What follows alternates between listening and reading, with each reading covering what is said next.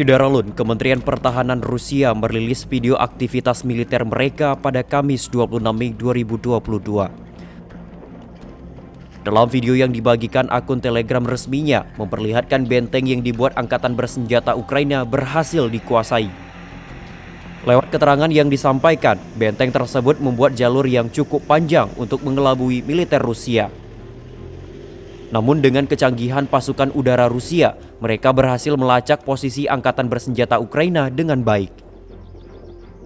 Akibat serangan artileri yang dilancarkan, angkatan bersenjata Ukraina mengalami kerugian dan dipukul mundur oleh pasukan lintas udara Rusia.